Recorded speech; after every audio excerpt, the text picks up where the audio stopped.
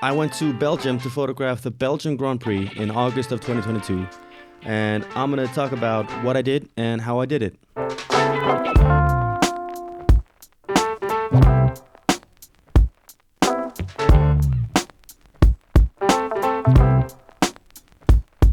So first of all, by no means am I a motorsport photographer at all. I went to Imola in Belgium last year in 2022, and before that, I had never even taken a photo of a car before. So I went to Imola and took my camera with me and took a few photos, and I decided to just, screw it. I'm gonna go to another Grand Prix just for the sole purpose of taking photos. And the first question that popped into my mind is, how do you get access? How can you bring a camera and take photos? Because I've been to a lot of sports venues and concerts and whatever. And there are always restrictions and rules about you can't bring this camera, can't bring that camera, can't bring this lens. It's all very strict. And I always sort of kind of assumed that it was that same way with Formula One. And I kind of hid my camera when I was bringing it in to Imola the first time. But after Googling a little bit, turns out it is absolutely no problem to bring a camera to Formula One, to a Grand Prix. So I just decided, because I have a friend who lives close by to the circuit. He actually lives in Hasselt, the hometown of Max Verstappen. And he hit me up and offered me a place to stay during the Belgian Grand Prix. So I just said, screw it. I bought a ticket to the Belgian Grand Prix. And my plan was to just, take my camera and take some pictures just to practice, just to have fun. So it is 3 a.m.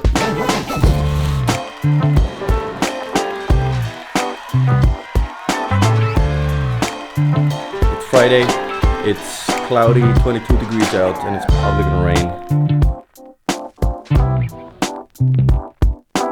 So let's first go over kind of the equipment that you need to bring to really photograph a Formula One event. So first of all, of course, you would need a camera. So I brought the camera that I had at the time, which was the A7R3, and that was not the best choice of cameras. If I would have known, I would have maybe brought another camera that had a higher continuous shutter, like the A1 or something, because 10 frames per second at a Formula One race is not very much, because like the cars zoom by, they're going like 320, 350 kilometers an hour.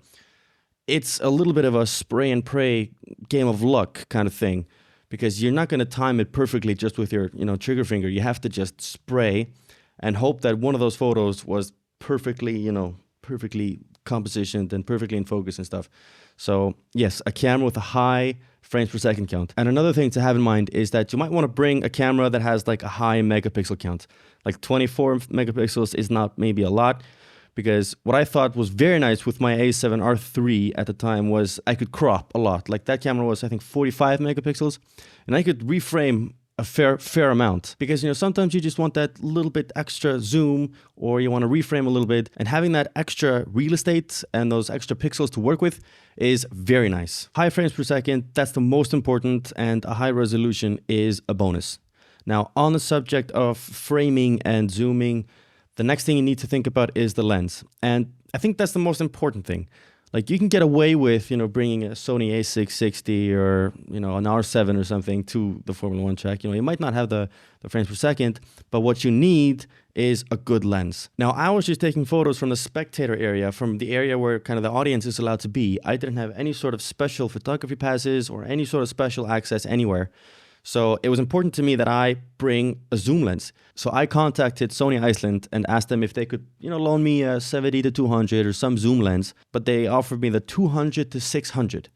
And I thought, it was a huge lens. It was very heavy. But in hindsight, it was the best lens I could have used there, because the 70-200 would not have been enough. I think the majority of my photos were at like 400 or 600 millimeters. And even these professional Formula One photographers say the same thing.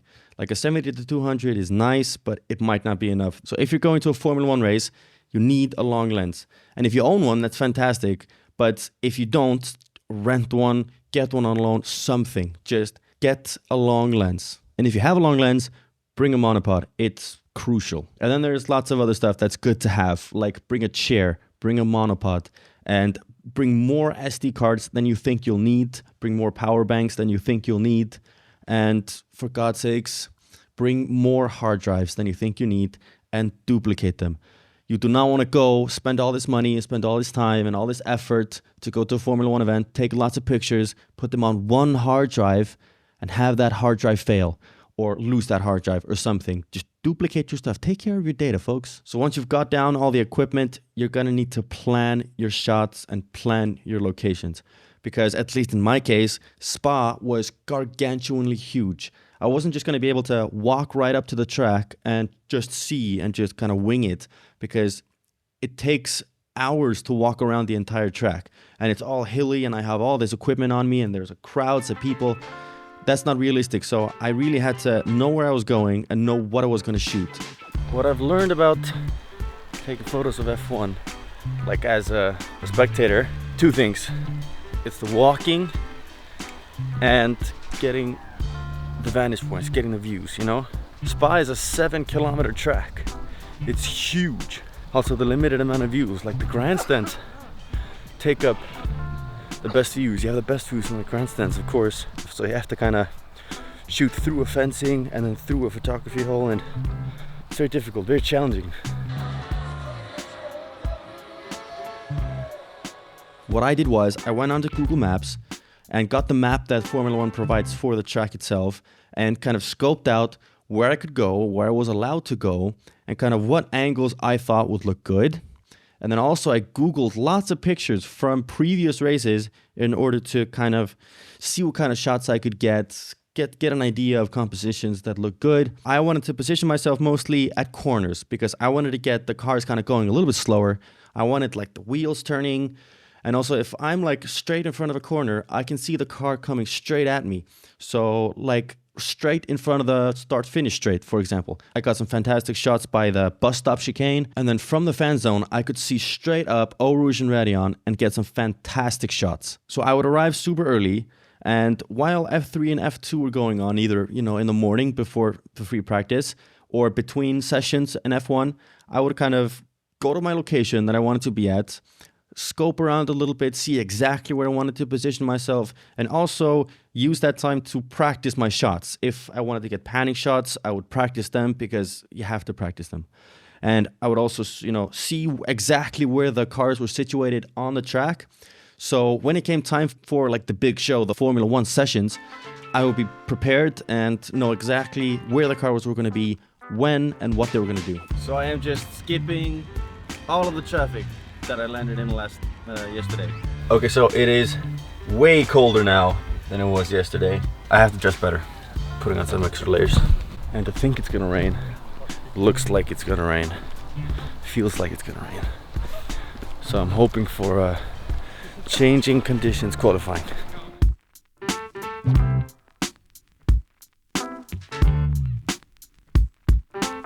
Okay, so FP3 is about to start. I'm trying to find a good position. I think I'm gonna go by the last chicane before the main straight. And here comes the cars. So much walking. So much walking.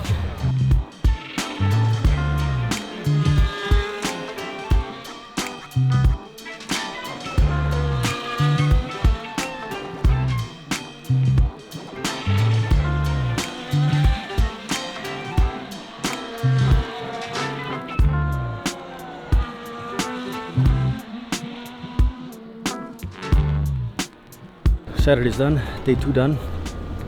It's a good qualifying. I think Verstappen is still going to win it, starting from P15. He's going to gain 5 seats, or 5 places in the first lap, and then he's going to go on to win. It's lights out and away we go. Max Verstappen winning the Belgium Grand Prix. Bonafide prediction. And that brings me kind of to the third thing that you don't need to do, but will be very helpful if you do beforehand, and that is practice. So panning shots are very hard, especially with super long lenses.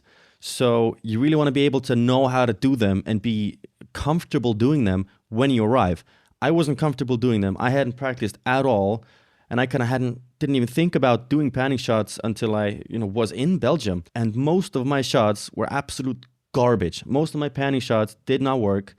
So if you are able to practice beforehand, I don't know, get a long lens or something, just somehow practice panning shots. You can go photograph cars on the highway. It might not be the same speed, but it's kind of the same movement. And yeah, as long as you practice and you're prepared for that, you'll get way more shots. And that's kind of the thing that's, I'm going to do next time I go photograph a race, is I'm going to kind of warm up, prepare, practice more before I go to a race. I mean, if you're a motorsport photographer, you don't have to. But me, I don't take pictures of cars, so this movement is very unfamiliar to me. Sunday, race day. It's about 7:30 a.m. and heading out to the track. Verstappen is starting 15th, but I still think he's gonna take the win. And my plan today is, well, the goal today is to find a good spot. I need to find a good spot for the race, and I basically just have to stay there for the entirety of the race. And I'm thinking about trying to go somewhere in the fan zone, kind of by Eau Rouge and Réunion. I think that might be the best kind of area to be.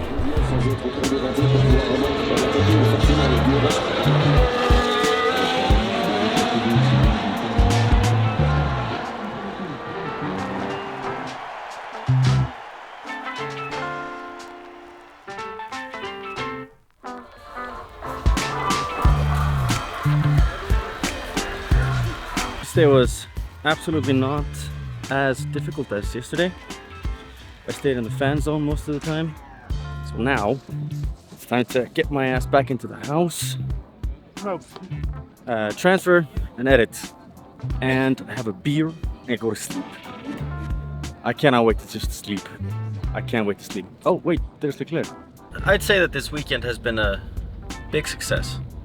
I got lots of good videos, I got lots of good photos, and I think that if I post them to the right places and edit them well, edit the photos well, edit the video well, do something good with it, well, I mean, at least I'm hoping that it goes to the right people, in front of the right people.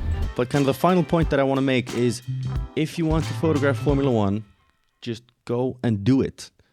I mean, I know it's kind of expensive to buy tickets and maybe you live far away, but if you want to photograph Formula One, the best way to do it is just to go and do it. Even if you have no idea how to do it, like I did, there's no better way to learn than just by doing. So yeah, that's it.